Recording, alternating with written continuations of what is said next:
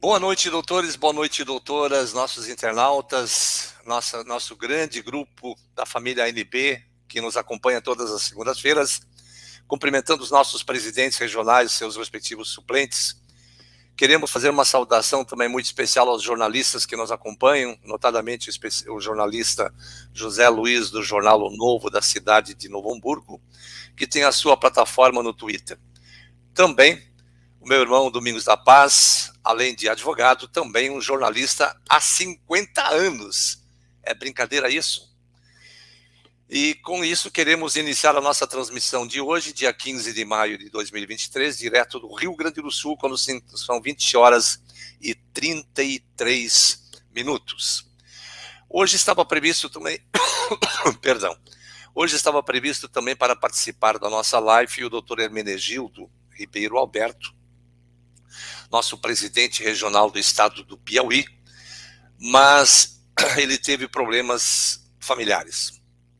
E com isso nós queremos prestar a nossa homenagem póstuma ao familiar falecido do Dr. Hermenegildo Ribeiro Alberto, hoje no município de Teresina, no estado do Piauí.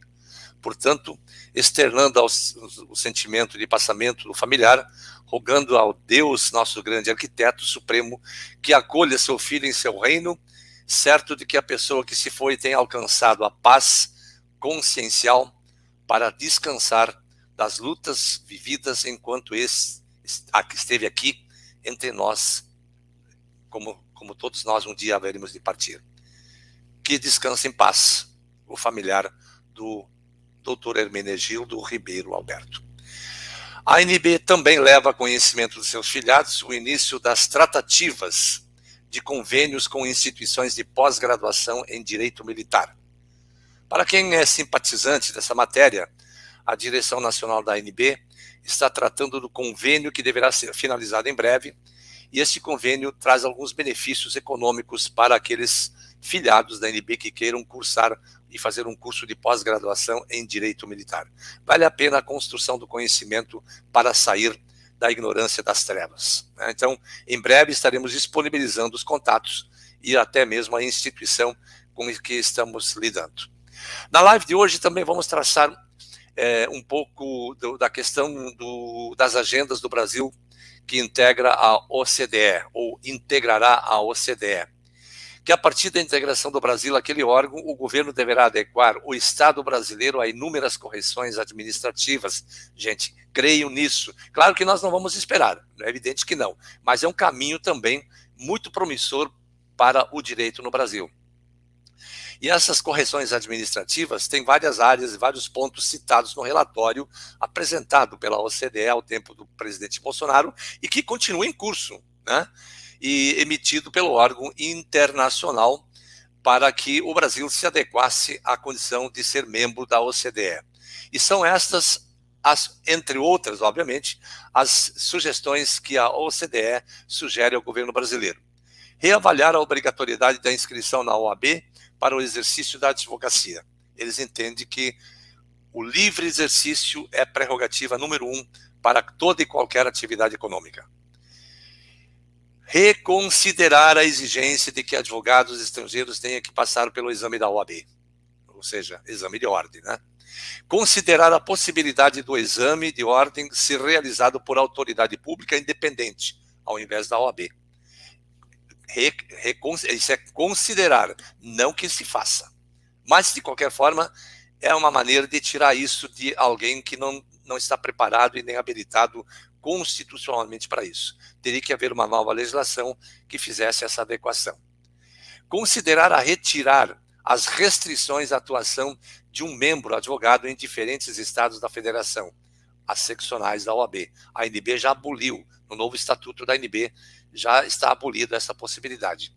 O que significa, ou significaria, enfim, a inscrição suplementar em estados diferentes da sua inscrição.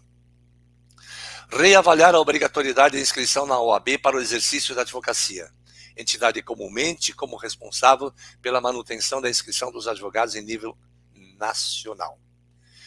Aumentar o nível de competitividade nas cobranças pelos serviços prestados a partir da remoção de regulações e recomendações relativas a valores de honorários. Isso tem que ser uma questão de livre tratativa entre o profissional e o cliente. Obviamente tem uma base, mas isso não quer dizer que o profissional não possa livremente selecionar as suas atividades econômicas e tratar isso com os clientes em cada situação. Então, acho muito interessante essa questão também. Considerar as restrições à atuação de um mesmo advogado em diferentes estados da federação.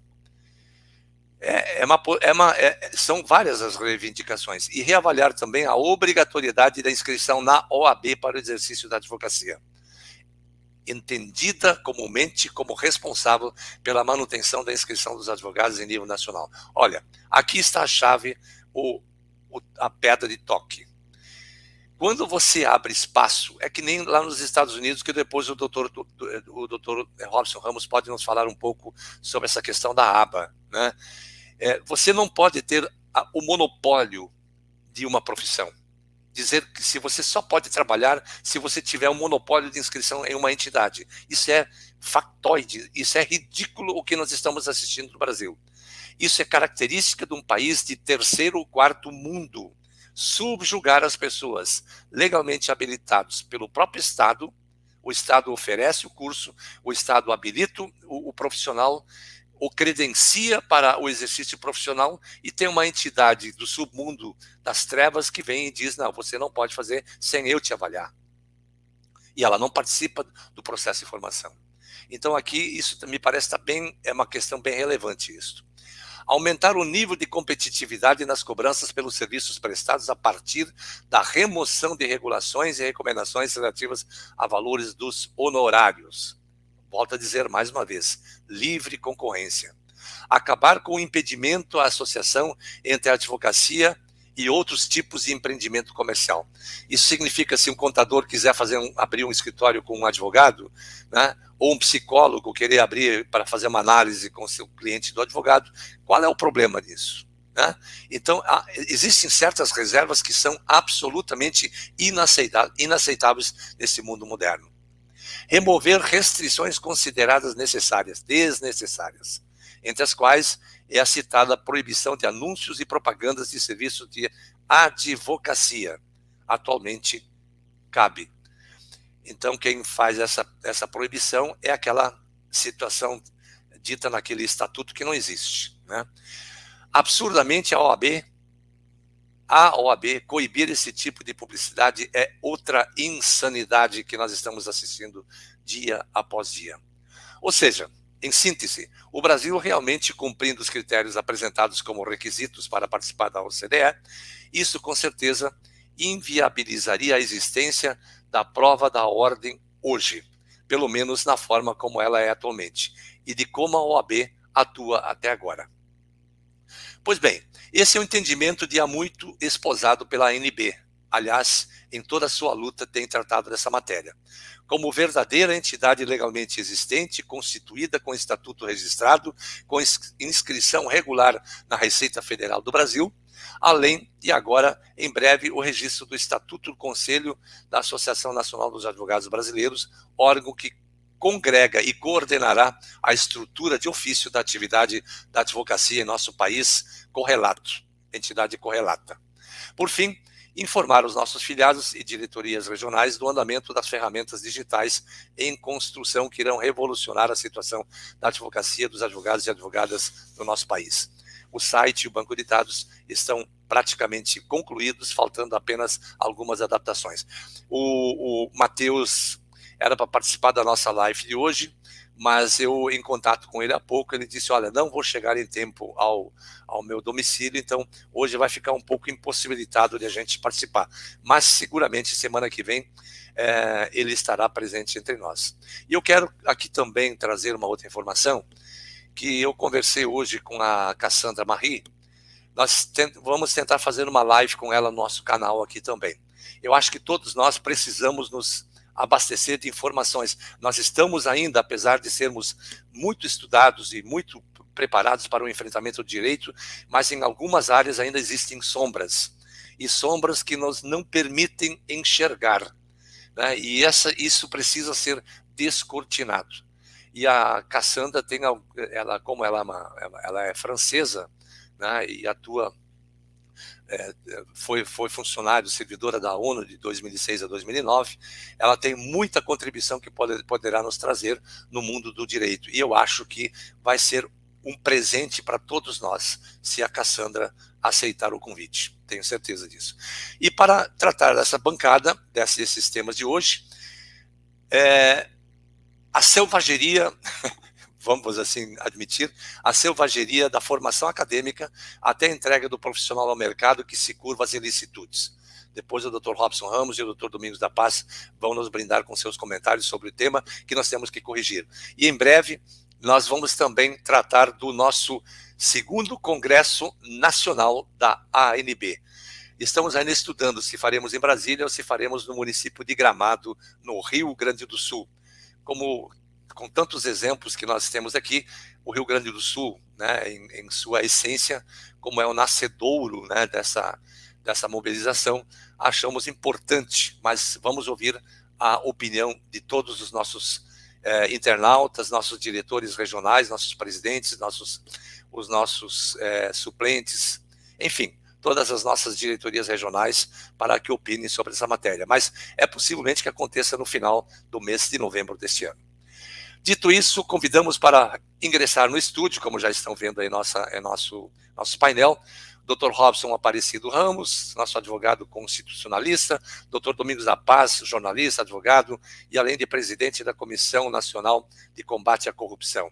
A doutora Leonice ainda não se fez presente, e esse que vos fala, presidente nacional da ANB, advogado e também mediador desses debates.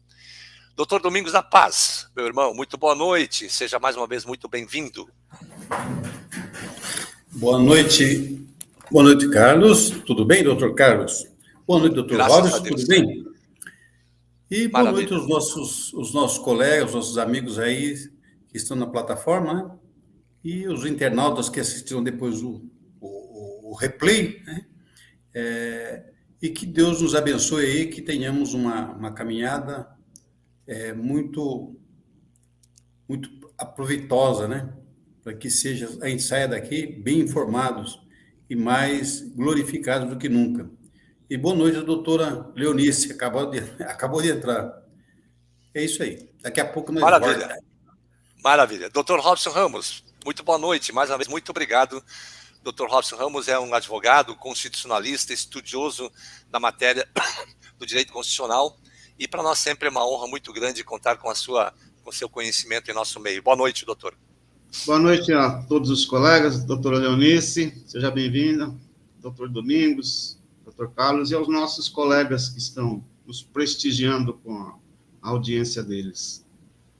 E espero que a live de hoje seja produtiva. Boa noite a todos. Boa noite. Doutora Léo, muito boa noite. Seja mais uma vez muito bem-vinda. A doutora Leonice também, além de ser vice-presidente nacional da ANB, também é presidente regional do estado de São Paulo. Mais uma vez, muito obrigado por participar desse belíssimo encontro de todas as segundas-feiras. Boa noite. Boa noite, doutor Carlos, doutor Domingos, doutor Robson. Eu estava aqui assistindo, o doutor Carlos falando. Aí o doutor Carlos falou que eu não estava presente, estava assim, desde as 20h31.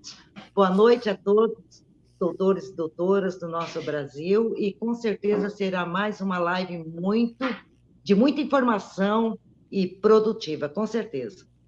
Doutora, quando eu abro o canal aqui, existem alguns procedimentos, e às vezes os procedimentos de apresentação, de exposição, eles escondem um pouco a parte da barra inferior, por isso eu não lhe vi, peço desculpas. Então, não tem problema não, eu estava ouvindo o senhor falar aqui. Maior prazer. Tá certo. Maravilha, então. Mas que bom que a doutora está aqui, o importante é isso, né? Com certeza. Nós conversamos essa semana uma série de assuntos, eu e a doutora Léo, mas eu preciso fazer uma consideração muito importante, porque eu estou vendo algo que nos parece fugir dos olhos, né?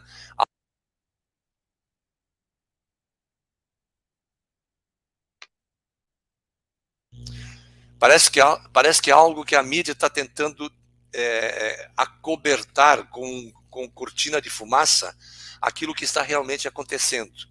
Então, nós estamos preparando os nossos grandes juristas de hoje, serão os defensores do direito de amanhã, uma vez formados e habilitados pelo Estado brasileiro.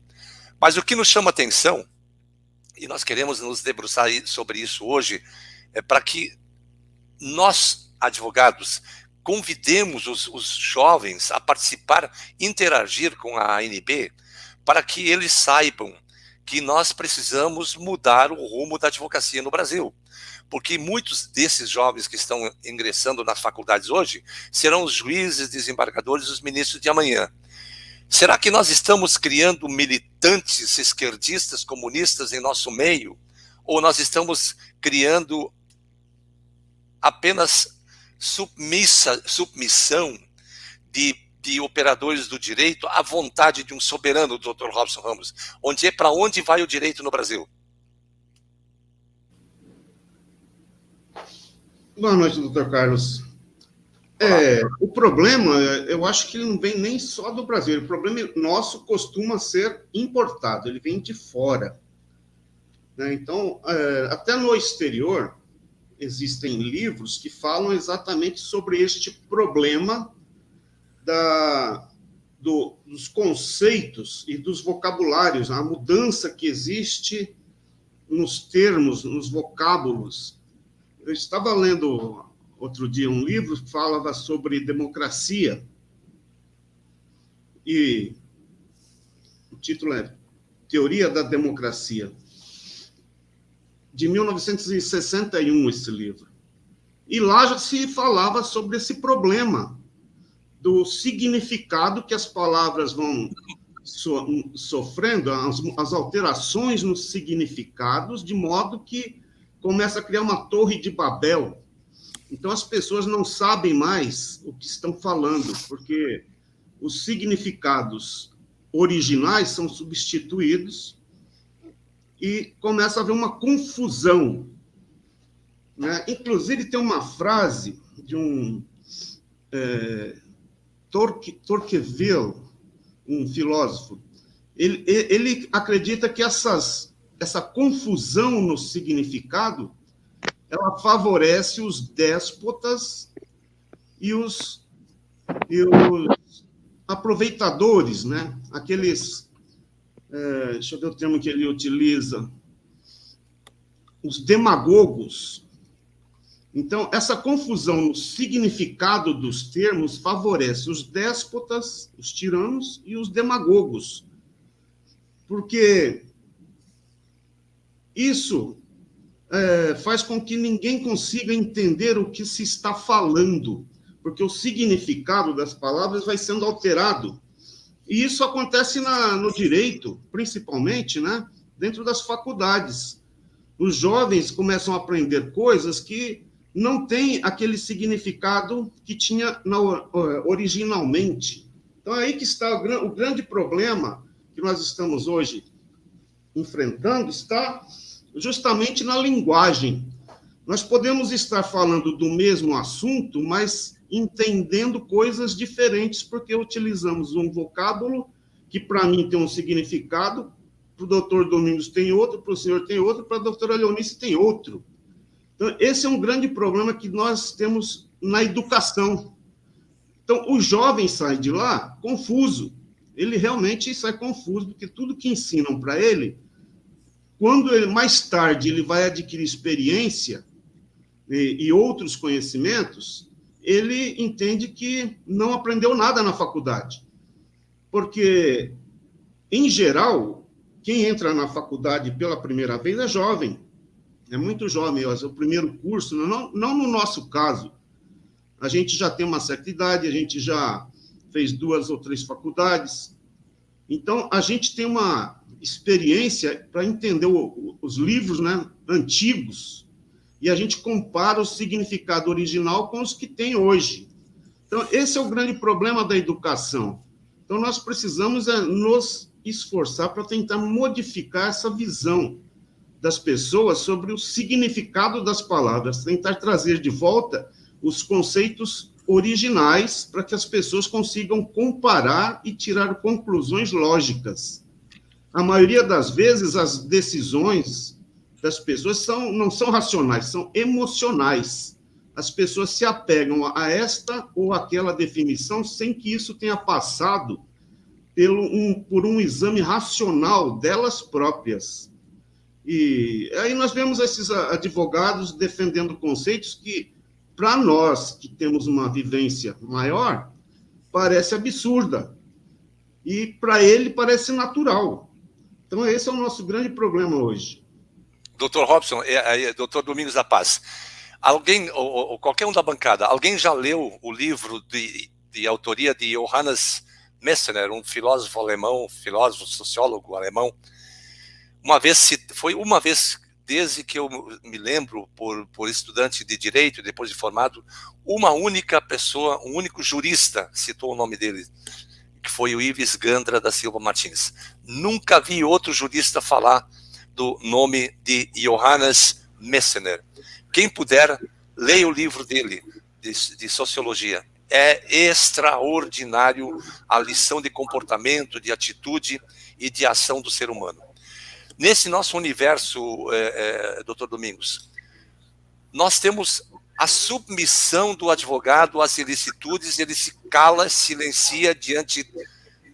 Por exemplo, o Dr. Paulo César, eu vi uma sustentação oral dele no Supremo Tribunal Federal outro dia, exigindo a soltura imediata do Daniel Silveira por conta da sua prisão arbitrária, que uma vez que ele tendo o indulto recebido do presidente da República, e ele continua preso e as pessoas fazem o que bem entender.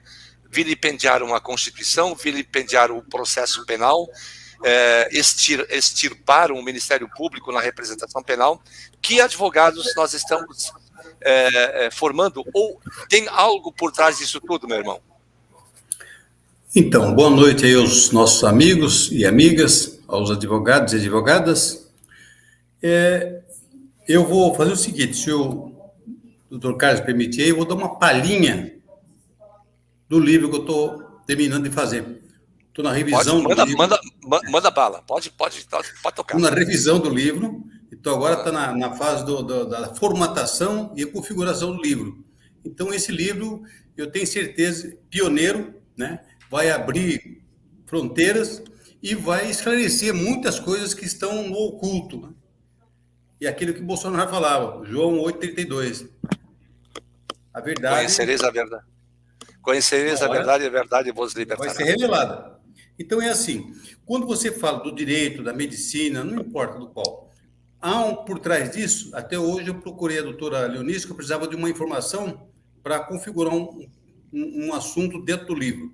E ela me passou o material graciosamente, eu já dei uma revisada no material, vou usar alguma coisa dali, que é muito importante, que é do Foro de São Paulo.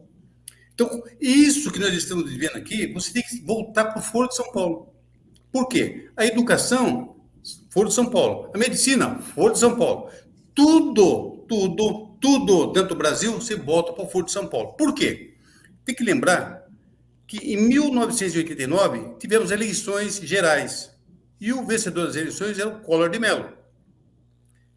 Ele assumiu a presidência da República em janeiro de 1990, certo? E, nesse mesmo ano, em julho, foi criado o Foro de São Paulo. Então, veja, 7 meses depois, se criou o Foro de São Paulo. Então, vou dar uma rápida pincelada aqui. O conteúdo, você vai ter que ler o livro para poder entender, mas só para uma rápida pincelada. Então, foi criado o Foro de São Paulo. 7 meses depois que o presidente tinha assumido o Brasil, a esquerda se movimentou como de praxe, que ela fazia isso, ela não assinou a Constituição da República do nosso país, e um monte de outras coisas que ela sempre se absteve, ela sempre se recolheu e não fez nada. E ficava em cima do muro, dando pancada, criticando e assim por diante. Aí ele perdeu a eleição, e aí ele criou o Foro de São Paulo para ser uma oposição ao governo do Brasil, e, consequentemente, a oposição aos governos da América Latina, precisamente da América do Sul. Então, você vai fazer o seguinte, na inauguração, na criação do Foro de São Paulo, tem uma coisa muito interessante. Foi abordado lá 2 aspectos muito importantes. Eles vinham numa cartilha que é do Marx e de Lenin, marxismo-leninismo, mas aperfeiçoou-se a cartilha com o Antônio Gramsci, na sociologia da coisa de Antônio Gramsci. E aí, teve um iluminado lá que falou, então vamos dar exemplo. Vamos tomar o Brasil, que é um país riquíssimo, está todo mundo de olho, então a gente vai começar a fazer o trabalho aqui no Brasil. E eles investiram tudo no Brasil. Presta atenção nisso, que isso é muito importante, faz parte da história recente do país, para você entender o que está acontecendo agora. E aí eles investiram em cima. 2 aspectos importantes. Investe na escola para mexer com as crianças, os jovens e os adolescentes. Investe com tudo lá. Começa a fazer um trabalho que é aquela cartilha do Gramsci. Começa a fazer o trabalho ali. E começaram a fazer o trabalho. Então, veja, as crianças daquela época começou a ser doutrinados na escola. Essas crianças cresceram, essas crianças se formaram, essas crianças viraram professores doutrinados e passaram a dar aulas, doutrinando os seus pares. Bom, dessa escola nasceram engenheiros, advogados, mas nasceu uma parelha muito mal, que são os jornalistas, que é dessa escola. Esses jornalistas, eles formados, doutrinados, eles ocuparam o quê? Os canais de televisão, como jornalistas, como repórteres, como chefe de redações e assim por diante. Legal. Então, veja, eles já atacaram o cerne da questão, que era a doutrinação do jovem. Então, nós tivemos aí uma doutrinação, e o que eu estou falando, você vai ver na imprensa. Como é que a imprensa está agindo hoje? Não é exatamente conforme a cartilha de Gramsci, conforme a cartilha de Lenin, de Marx, é assim que funciona. E isso foi introduzido lá no Foro de São Paulo. Mas precisamos de uma outra coisa importante, outra sustentação. Qual foi buscar? Aí, o iluminado, eu não vou falar o nome do cara, mas o iluminado que está aí solto na rua, né, que era advogado, teve a carteira cassada, ele deu a ideia, não, é a OAB, a Ordem dos Advogados do Brasil. Por quê? Porque nós estamos instalados em 5.600 e poucos municípios no Brasil, onde tem a Ordem dos Advogados. E aí começou. Prefeitura tem procurador de assessor, câmaras tem procuradores de assessor, todas as secretarias de governo dos estados têm procuradores de assessor. E começou. Veja a doutrinação dessa entidade que se aliou, ela renasceu dentro do Foro de São Paulo. O que ela fez? Ela renasceu lá dentro com essa estrutura de esquerda, com essa estrutura canhota. E aí nós tivemos esses presidentes, todos, sem exceção, todos de péssima qualidade, e fazendo o quê? Defendendo a cartilha de quem? Do pessoal de esquerda. Pode ver que o assunto é harmônico entre os advogados inscritos na OAB e os jornalistas. Eles falam a mesma refrão. Que cartilha é essa? Tão poderosa. Mas vamos mais além. Vamos mais além. O governo ele dispõe de uma estrutura muito importante de informações. O Collor tinha essa informação. E o que ele fez? Para proteger, ele pegou e falou, é assim? É? 7 meses depois, eles montam o Foro de São Paulo. Mais ou menos 6 meses depois de ele montar o Foro de São Paulo e espalhar essa ideia, que a BIM conseguiu levantar na época, o Collor falou, então vamos fazer uma reestruturação no Ministério da Justiça. E aí ele fez a reestruturação. E junto foi o quê? O decreto 11 de 1991, que revogou, falou, não, ele pode até prosperar com isso aí, mas vai ser uma entidade revogada. Vai ser uma entidade inexistente. Me dá só um minutinho, desculpa interromper, mas eu quero falar para o doutor Vanderlei Loss, que mais no final eu vou passar mais algumas informações sobre o nosso banco de dados.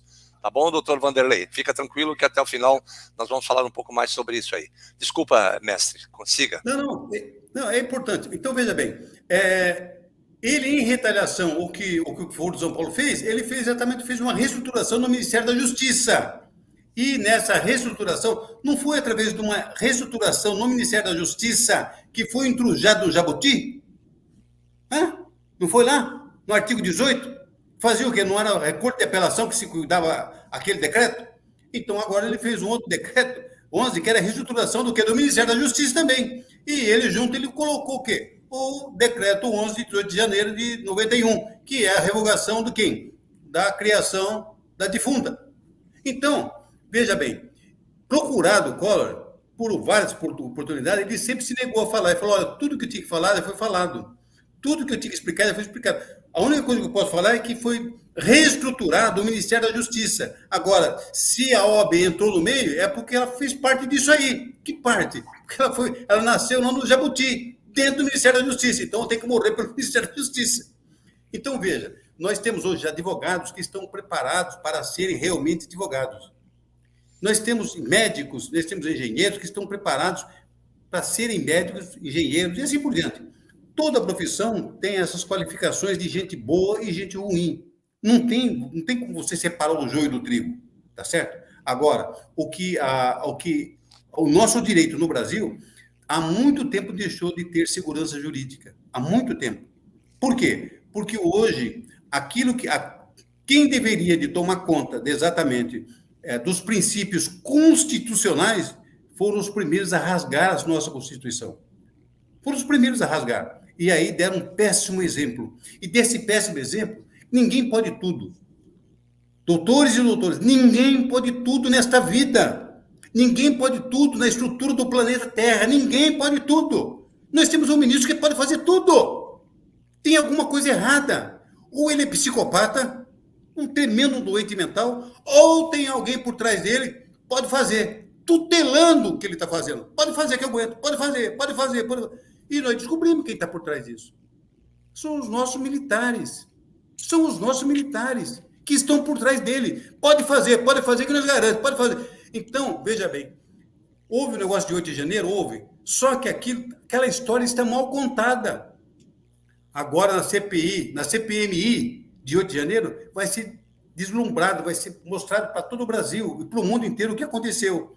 Agora, isso que está acontecendo, hoje nós temos e vivemos sob a ditadura militar, que estão coordenando o Careca.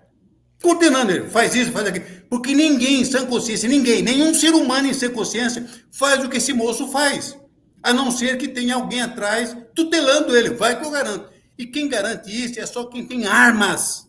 Armas. Você tem armas, o cara respeita. Você está fazendo uma palestra para 200 pessoas. Entra um cara armado, quem que manda ali? É quem está com a arma. E isso é uma coisa que acontece normalmente na vida da pessoa. Então, isso está sendo feito. E mais importante, estão enrolando esse pessoal, a esquerda está sendo manobrada para fazer o que nós queremos que se faça, o que os militares, nossos militares, desejam que façam. Foi aquilo que eu já falei hoje numa live que eu participei. Falei, olha, você sai de uma academia de agulhas negras, aspirante oficial, vai a segundo-tenente, vai a primeiro-tenente, vai a capitão, vai a major, vai a tenente-coronel, vai a coronel. Essa é a graduação dentro da área militar. O posto de general é posto político, indicado pelo presidente da República. Então, isso não quer dizer que os generais são traíras porque eles fizeram isso, eles não mandam nada. Eles não mandam nada. Quem manda é a corporação é de coronel para baixo. Então, este pessoal está realmente descontente. Isso, eles têm mostrado isso. Por quê? Porque o que está acontecendo não é normal. Numa vida de uma nação, não é normal isso acontecer. E, graças a Deus, nós temos bons homens que cuidam de nós. Pode ter certeza disso. Então, falar que a advocacia está ruim, a engenharia está ruim, é o fruto que foi plantado lá atrás. Veja que, de 90 para cá, veja quanta idade desse pessoal que está hoje na flor da pele aí. Menos de 40 anos de idade. Estão com todo vapor. Doutrinados. Você não vê jornalista que não seja doutrinado. Nessa idade está tudo doutrinado, falando coisas de cartilha. Eu sou jornalista há 52 anos. Eu sei o que eu falo, com responsabilidade. Inventaram uma tal de fake news, que é mentira da mentira. Para que isso? Já temos leis de sobra nesse sentido. Quando você se sente ofendido, você tem o direito de buscar, está na Constituição. Vai buscar reparação do dano, está lá marcado. Quando você se sente criminalmente caluniado, difamado, injuriado, está no Código Penal. Você vai lá buscar. Por que fake news? Nós temos uma legislação que fala exatamente da coisa eletrônica. Agora, inventar isso é coisa de esquerda, é coisa da cartilha de Gramsci, é coisa da cartilha de Marx, de Lenin. Acorda, gente. Estuda um pouquinho só, é só estudar. É só estudar, ler. E aí, volta no que o doutor Robson falou. Aqueles livros antigos, o que o doutor Carlos falou, aqueles livros antigos têm um sabor de informação essencial para a vida toda. Faça uma comparação, leia um livro antigo e pega os modernos. Pronto. Você vai descobrir. Seja um pesquisador. Seja estudante eternamente. Platão Platão é cria de Sócrates, né? Quando ele foi ouvir Sócrates, aquela erudição fluente, né? Os pais de Sócrates sempre queriam que ele fosse um médico, né? E na verdade, depois de ele ouvir o discurso de Sócrates, Platão seguiu a filosofia e está aí hoje. E uma das grandes obras de Platão é o Mito da Caverna. Quem não viu ainda, por favor, vejam que é um espetáculo para tirar as pessoas da sonolência, né, do sono profundo que fomos atirados ao longo dos anos. Nós despertamos para a vida, nós viemos para a luz, nós encontramos o caminho da sabedoria. Ninguém sabe o suficiente para saber tudo aqui, mas nós compartilhamos porque nós não somos sofistas, como tem muitos sofistas que querem cobrar pelo conhecimento. Aqui nós compartilhamos conhecimento. Somos poucos, mas nós somos importantes, em primeiro lugar, para nós mesmos, né? Na busca do conhecimento. Como diz o próprio presidente, conhecereis a verdade e a verdade vos libertará. E quando o doutor Domingos fala do Foro de São Paulo, veja que isso foi em 1990. E a Ordem dos Advogados do Brasil, como foi criada em 1930, ela em 1988, por isso que ela consta na Constituição Federal, ela ainda fazia parte do Poder Judiciário, né? Então ela integrava como uma autarquia o Poder Judiciário até 1991, quando ela foi extinta. Ali desaparece toda e qualquer vinculação ao Estado brasileiro. E é isso que nós precisamos entender, que há um propósito nisso tudo. Em 1991, quando o Collor de Mello foi cassado, né, também está vinculado a esse episódio da extinção da OAB, né, e não é aquela albinha ridícula que eles falaram do Jardim da Dinda, né, que deixou a casa da Dinda florida, bonita. Alguém é contra isso? Né? É óbvio que a OAB, ensarilhado com seu pelotão de choque, foi lá para o parlamento e fizeram todo aquele teatro. Tanto é que Collor de Mello, até hoje, não foi condenado em nenhum processo daqueles que ele foi atribuído. Né? Então, doutora Léo, estamos criando... eu só queria falar aí para o doutor Valentini, doutora ou doutor, não sei, ele colocou um V. Por gentileza, doutores, falem sobre o título da matéria exposta. Nós já falamos no início, nós já comentamos no início, mas nós voltamos a dizer mais uma vez, é um caminho, mas a ANB não vai esperar esse caminho, né? Nós já estamos nos estruturando. O banco de dados, ela não é uma coisa que nasce da noite para o dia. A gente sempre fala aqui, nós estamos avançando em doses homeopáticas para não causar dano a ninguém. Precisamos ter a consciência de que nós estamos lidando com o direito e não com aventuras. E é por isso que cada passo dado precisa ser estudado. Lá na plataforma da ANB, do Telegram, tem muita gente que não gosta que comente política. Sinta-se à vontade para sair ou não. Nós temos nos cursos acadêmicos a cadeira de ciências políticas. Gente, nós não podemos desvincular a política do nosso movimento. Não política partidária. Não é isso. É diferente. É diferente. A política faz parte da vida do ser humano. Nós somos seres politizados. E nós precisamos buscar, no ambiente sadio, a construção de uma sociedade justa, como nós estamos propondo aqui, doutora Léo. Exatamente. Doutor Carlos, eu concordo em número, gênero e grau. Na plataforma, nós temos uma plataforma formada por advogados e advogadas. E lá naquela plataforma, os advogados e advogadas também têm que saber debater o direito a nossa causa e a política. E não fazer da plataforma também uma enxurrada de publicações apenas do que está acontecendo no nosso país nesse momento.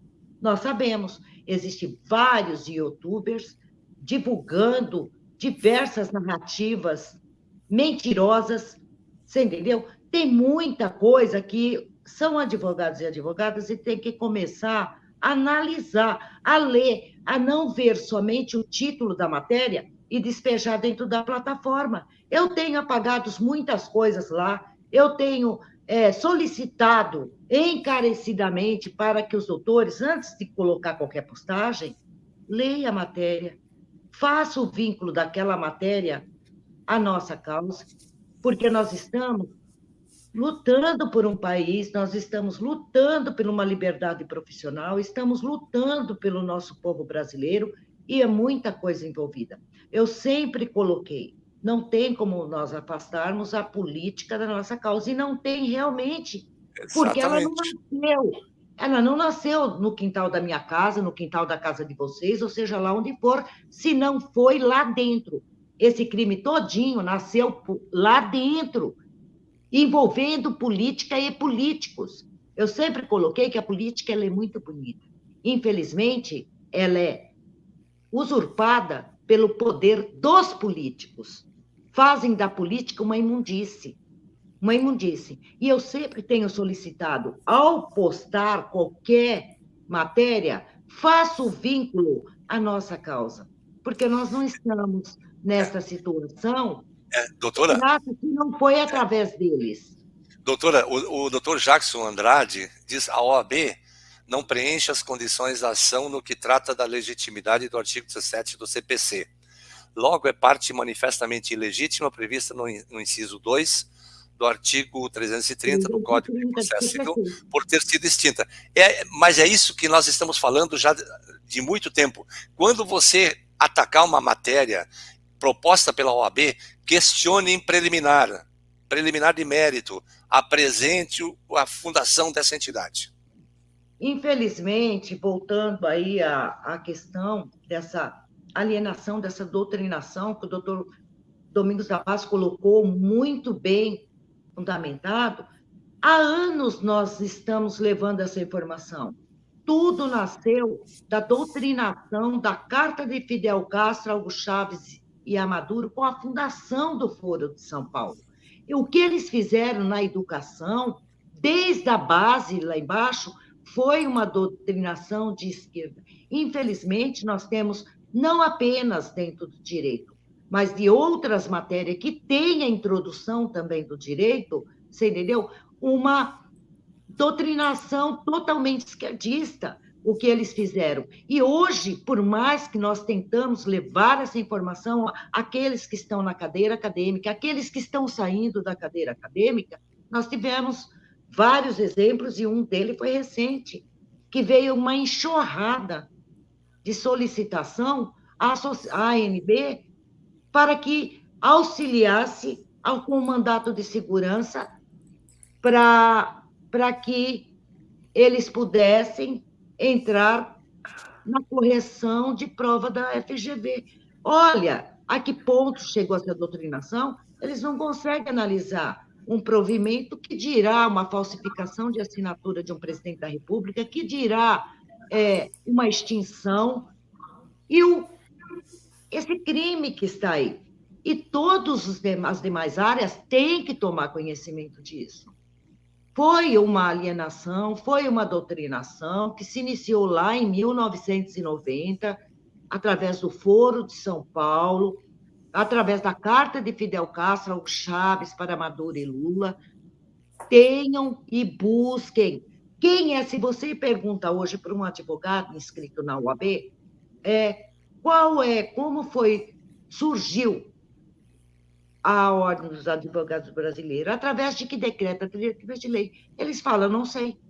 Não sei. Eles não têm curiosidade de buscar a origem daquela instituição que, diga-se, entre aspas, que o representa. Aí você conversa com eles. E será que isso é importante para eles, doutora? Não, eu acredito que para alguns, doutor Carlos, que estão ali mesmo pela justiça, é importante eles buscarem a história da criação daquela entidade que diz representá-lo. E outra coisa, ao ponto de chegar a achar que, por exemplo, a palavra advogado, ela tem marca e patente? Não, ela não tem, ela é uma profissão. E quem nos atribuiu esta profissão e atribui essa profissão é o ato jurídico perfeito, é o nosso diploma, como foi sempre até 1994. Mas a colação de grau é um ato jurídico perfeito. É o ato jurídico perfeito, a colação de grau, quando nós recebemos o nosso diploma registrado pela competência, pelo Estado, pelo MEC. Não é aquele certificado dessa prova que avalia a capacidade e a competência de nenhum profissional. Doutora, só me permite mais um detalhe que eu gostaria de comentar. Tem muita gente aqui que eu estou recebendo informações que diz, nós bacharéis precisamos trabalhar. Gente, muda o discurso. Muda o discurso. Nós, advogados, estamos impedidos a trabalhar. Quem é que diz que o bacharel em Direito é padeiro? Quem é que diz que o bacharel em Direito é motorista de Uber? Quem é que diz que o bacharel em Direito é engenheiro? Bacharel em Direito é advogado. Lei 12.605, artigo 43 e 48 da 9394, artigo 5º inciso 13 da Constituição Federal. Eu não vou citar aí outras leis. Não vale a pena nós perdermos e gastar tempo aqui. Mas nós estamos avançando. Ninguém vai segurar a exposição do direito justo numa atitude perfeita de comportamento de uma entidade de classe que vem trazer à luz do conhecimento matéria que há muito tempo permaneceu sepultada, e nós sabemos por quê, né? Até proibido discutir dentro da sala de aula, porque nós sofremos, inclusive, represália dos próprios professores, né? Bati com ele, amanhã você não é aprovado. Né? Então, nós não podemos nos qualificar apenas como bacharel em Direito. Nós somos advogados. Esqueça a retórica de bacharel em Direito. Doutor Carlos, veja bem, a Lei 12.605, ela só veio reforçar aquilo que foram inscritos desde o primeiro diploma expedido 001. Ela trouxe lá no seu artigo 1º, né, que os diplomas devem conter o quê? O que ela profissão, gênero e grau. E o que é o grau? É o grau obtido. O que é a profissão, se não de advogado ou advogada? Aí vamos para o artigo 2º, ele coloca que todos aqueles que já estiveram os seus diplomas emitidos contendo o grau, pode solicitar reemissão contendo a profissão, a reemissão gratuita. Então, não é a 12.605 que está dizendo que você é o advogado ou não é o advogado, independente da escrita, desde o primeiro diploma, com o grau de bacharel em Direito, como nós já tivemos aí um exemplo muito vivo, que é o diploma do Dr. Fernando Lima, registrado lá em 1967, contendo o grau bacharel em Direito, e abaixo que ele estava apto a exercer a sua profissão. Qual é a profissão, se não de advogado? Não desmerecendo aos demais, mas é a profissão, o diploma, ele atribui superior, ele atribui a profissão. É a profissão. Sabe o que a OAB está argumentando junto à OCDE? E aqui eu quero fazer um preâmbulo sucinto. A OAB sustenta junto à OCDE que não cabem aquelas reivindicações da OCDE, uma vez que a advocacia faz parte do Ministério da Justiça. Meu Deus do céu, onde é que nós estamos para aceitar uma insana afirmação dessa natureza? A ordem está, inclusive, dizendo que a advocacia, inclusive, está contemplado na Constituição Federal, no artigo 133, mas ela esquece, em sua retórica mentirosa, de que o advogado é essencial para a administração da justiça e longe da OAB. Então, nós não podemos comungar com uma mentira tamanha em um documento oficial encaminhado a um órgão proponente de vinculação, quando nós sabemos que tudo isso é uma retórica mentirosa que há muitos anos vem sendo difundida propositalmente para fazer a diminuição daqueles que estudaram direito, né, e enaltecer aqueles que passaram na prova. Pelo amor de Deus, onde é que nós vamos parar com isso? Então, doutor Carlos, e aqueles que não passaram nem prestaram esse exame até 1994, eles são advogados? Veja bem, eu fiz uma pesquisa, há muito tempo eu venho pesquisando isso e buscando, tá? Eu não vi o nome da OAB no artigo 133, eu não vi dentro do artigo 94 da Constituição Federal. Eu pesquisei, eu não vi. O que eu li, a advocacia, o advogado, e em momento algum eu vi vinculando o nome da entidade OAB na Constituição Federal de 1988. E haja vista a revogação do decreto 19.408, pelo 11/91, está lá no anexo 4. Está lá disponível para qualquer um consultar. Não fomos nós que redigimos, não fomos nós que revogamos, não fomos nós que falsificamos a assinatura de um presidente da República, não fomos nós que deixamos de votar num PL 2938 que deu origem a 8.906/94, não fomos nós que incluímos no artigo 8º, lá no inciso 4º, parágrafo 1º, que o exame foi regulamentado em provimento. Estou procurando esse provimento até hoje, ninguém me apresenta. Não fomos nós que escrevemos lá naquele estatuto da 8.906/94, lá, que ela, no artigo 44, que ela não mantém vínculo público. Se ela não mantém vínculo público, como é que ela pode estar exercendo um vínculo da 8.112/90, que é... Ela é híbrida, doutora. Ela é híbrida. Ela é híbrida. Bom, ela deve ser híbrida, assim, lá no além, né? Porque aqui não existe. Aqui não tem, nem a legislação não contempla isso, né? Não. A doutora Maria Helena disse aqui: eu já tive a sorte de ler O Mito da Caverna, ainda na minha infância. Parabéns, doutora. Parabéns, porque é realmente uma demonstração como as pessoas são jogadas. Eu vou procurar, doutor Carlos, mas eu acho que eu tenho ainda esse livro guardado. O Mito da Caverna, não me lembro se é um que tem uma capa preta. Eu vou procurar esse livro. Dr. Robson, como nós podemos nos preparar aí para um futuro da advocacia? Eu acho que o principal é a gente aprender a ler. Porque nós... E a raciocinar, doutora. Isso. Exatamente. Aprender a ler com o raciocínio. Vamos aqui um exemplo aqui. A OAB, ela diz que a advocacia não é uma simples modalidade de prestação de serviço. Ela é nuclearmente um desempenho de caráter público. Então, veja, eles colocam um sofisma, uma entonação nas palavras, como se eles fossem mais do que eles de fato são. Quando eles contestam as exigências que a OCDE faz, o que a OCDE exige, né? Ela exige que o país seja democrático, que exista democracia, que exista princípio da legalidade, liberdade individual, defesa dos direitos humanos, transparência nas leis mercantis. Então, são requisitos que a OCDE exige dos países que queiram entrar em um grupo que é liberal. Quando a gente fala liberal, por exemplo, as pessoas já não têm uma noção exata do que é isso, né? O que é liberalismo? Porque é aquilo que eu venho falando, eles vão deturpando o significado das palavras, né?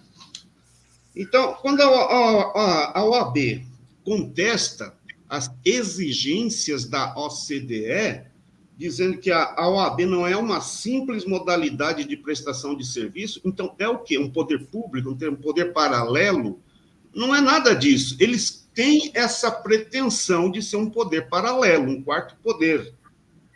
Mas a advocacia é exatamente uma prestação de serviço como a do médico, a do engenheiro, a do dentista. Não tem nada de poder paralelo.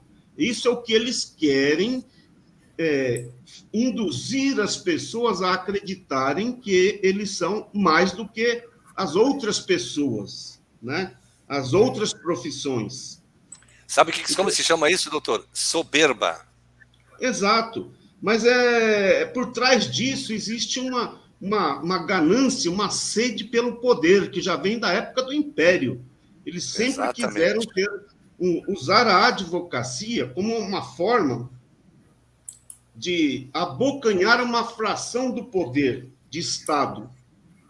Então, essa é a questão. Então, eles contestam as exigências da OCDE, argumentando que eles não são apenas prestadores de serviço, ou seja, eles não podem se submeter à livre concorrência, à liberdade de mercado, etc. E exigem, né, que o governo, que o Estado brasileiro coloque a advocacia como uma exceção. Só que isso não é uma realidade no resto do mundo, né? Nos países liberais, a advocacia é um serviço, né? Uma prestação de serviço como qualquer outra, e se submete às leis de mercado. Então, o que nós temos que fazer para modificar esse cenário? É aprender a ler o discurso que eles fazem, né? O falacioso, né? Aquele sofisma que eles utilizam, né? Aquela aparência de legalidade, de correção, que esconde uma má-fé por trás do propósito verdadeiro deles, né? Então, é essa questão que nós temos que estar sempre tentando desmascarar o discurso que eles fazem. Então, quando eles dizem que não é uma simples modalidade de prestação de serviço, a gente tem que contestar. Não, é sim. É uma simples modalidade de prestação de serviço.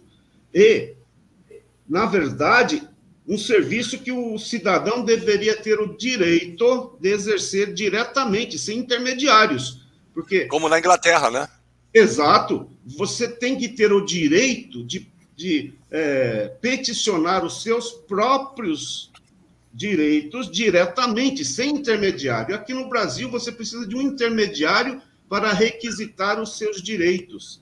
Então, é isso que a gente tem que começar a tornar público para a população, para que a população comece a ter uma outra mentalidade, né? Então, nós queremos isso, uma liberdade de mercado e liberdade do ser humano, porque é isso que a OCDE pede. Ela pede o quê? Que exista democracia, que exista princípio da legalidade, liberdade individual, defesa de direitos humanos, transparência, e é tudo isso que a OAB não representa, ela representa o oposto disso tudo. Dr. Robson, isso me leva aos meus primeiros dias de aula de direito, quando a minha professora de Introdução ao Direito Brasileiro, ela comentou sobre os 3 fundamentais princípios do direito natural: dar a cada um que é seu, não lesar a ninguém e viver honestamente. O segundo princípio é uma aberração no Brasil, porque estamos sendo lesados diuturnamente em nossos direitos. Nos submeteram como escravagistas, como escravos do poder, quando deveríamos ser os seres soberanos, porque é da soberania popular. Está lá no artigo 1º, parágrafo. O povo soberano, que é o detentor do poder, e o que nós estamos vendo, usam a força da caneta para nos subjugar como se fôssemos meros fantoches ignorantes submetidos à vontade da ilicitude. Nós não podemos mais aceitar isso, doutor Robson, doutor Domingos e doutor Alberto. Quando a gente fala de democracia, existem várias definições pelos filósofos, né? Principalmente agora. Agora eles colocam adjetivos no substantivo e criam uma nova coisa. Democracia totalitária, democracia da minoria. Então, eles vão modificando o conteúdo das coisas, mas democracia, na prática, na sua essência, ocorre apenas quando o governante e o governado se confundem, né? Aquele que governa e o que é governado se juntam na mesma pessoa. E, nesse sentido, nós nunca tivemos democracia, porque o povo jamais teve o poder nas mãos para decidir o seu destino. Esse é um ponto que a gente tem que começar a questionar e não aceitar essas definições supérfluas, relativas de democracia. Democracia é quando o povo pode decidir o seu próprio destino. Sim. Democracia não é dancinha e comer sanduíche. Democracia não é apenas escolher o seu próximo tirano. Então, nós temos que resgatar o sentido original das palavras, dos termos, né? Democracia é quando o povo tem poder de escolher o seu próprio destino, e a gente não tem tido isso. Tanto é que nós vivemos aqui debatendo um tema que deveria estar ultrapassado há 200 anos. Nós estamos aqui falando de uma coisa que era debatida há 200 anos atrás, não hoje. Século XXI, nós estamos aqui debatendo sobre democracia. Esse é um assunto que é bizarro.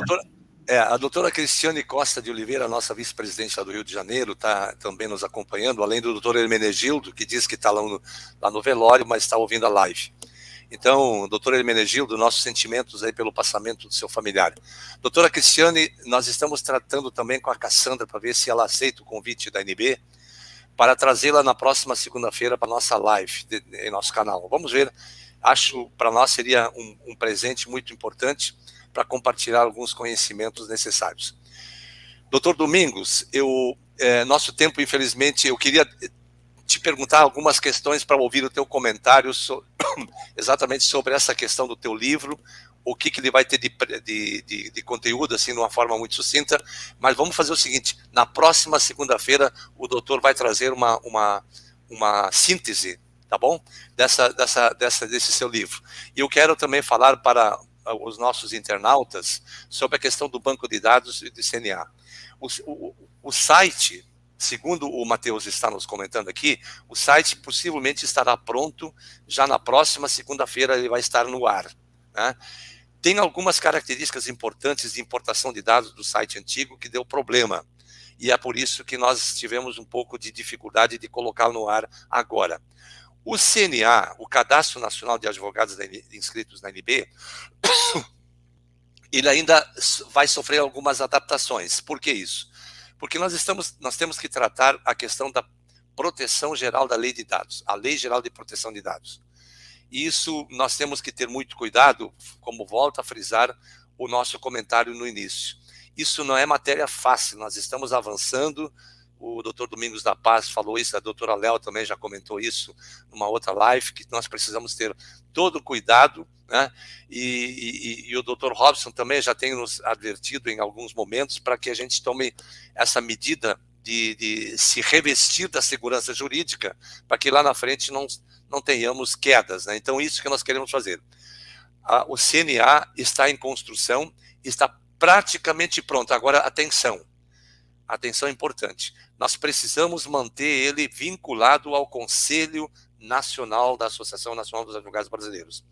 Esse conselho sofreu uma alteração agora recentemente, assim como a nossa ferramenta de tecnologia de informação, sofreu algumas alterações e adequações, justamente para poder tratar essa questão da eliminação do advogado tem que se inscrever em cada estado quando tem mais de 5 processos. Isso no nosso ambiente não vai funcionar, né? Todos, uma vez inscrito, atuam em todo o Brasil, porque a lei é federal. E depois, a questão da negociação de preços do seu trabalho. Cada advogado está livre para negociar livremente os seus honorários. O que não pode é vilipendiar, né? Criar um processo de selvageria de competição. Isso também tem que ter um pouco de ética nesse ambiente. Então, na próxima semana, o doutor Domingos da Paz vai nos trazer um pouco de informação, e no próximo segunda-feira, doutor Robson, vamos finalizar essa questão da OCDE, que ela não é o único meio de acabar com a prova, mas é um meio, entre outros tantos, e tem outro detalhe, já tem gente admitindo, dentro da própria Ordem dos Advogados do Brasil, que o modelo deles faliu, né, doutora Léo? Então, nós vamos aqui, encerrando a nossa transmissão de hoje, agradecendo sobremaneira os nossos internautas. Doutor Carlos, deixa eu aproveitar, deixa aí que o senhor comentou do nosso Conselho Nacional dos Advogados Brasileiros. Até mesmo no nosso conselho existe uma diferenciação, né? Que ele vai tratar o advogado de forma muito diferente da outra. Se um advogado cometer um ato ilícito, ele vai responder diretamente para o Estado. Dentro do conselho, ele vai só responder perante a questão de ética e o profissional. Cometeu o delito, responsabilidade do Estado. Se ele atua dentro de um órgão público, que tenha vínculo público, ele vai ter a liberdade, sim, de exercer a profissão dele, desde que ele não atue em causa vinculada ou diretamente ao órgão público. É isso? Isso aí. Isso aí. Então, tá, essas adequações foram feitas e por isso precisamos dar uma freada, mas, perdão, essa semana ele estará concluído. Então, deixamos aqui mais uma vez a nossa saudação aos nossos internautas que nos acompanham todas as segundas-feiras. Notícias, tem algumas outras que nós vamos nos resguardar um pouco, porque são meio perigosas ainda para serem lançadas agora, né? Mas nós vamos, na medida da sua concretização, vamos finalizar isso também. Aos nossos presidentes regionais e representantes, nossa saudação, muito obrigado pela companhia. Aos nossos debatedores aí, essa seleta bancada, muito obrigado mais uma vez, de coração. Que Deus os abençoe e tenham todos um excelente final de semana. Oi? Doutora Helena está falando que está sendo bloqueada há muito tempo. Aonde? Não. Aqui não. Não entendi. Tanto é que ela está aqui. Né? Tanto é que ela está aí. Não entendi por que ela falou que ela está sendo bloqueada há muito tempo. Não, mas talvez seja em outro, talvez seja no Telegram. É isso, meus queridos irmãos, doutores e doutoras, tenham uma excelente semana, muito boa noite, Deus os abençoe, semana que vem estaremos de volta em mais uma live. Inscreva-se no canal, dê o seu joinha, que é muito importante para todos nós. Participe, compartilhe, vale a pena, porque o mundo é grande e cabe tudo isso aí que nós estamos comentando. Até semana que vem, muito boa noite. Boa noite, que Deus abençoe a semana de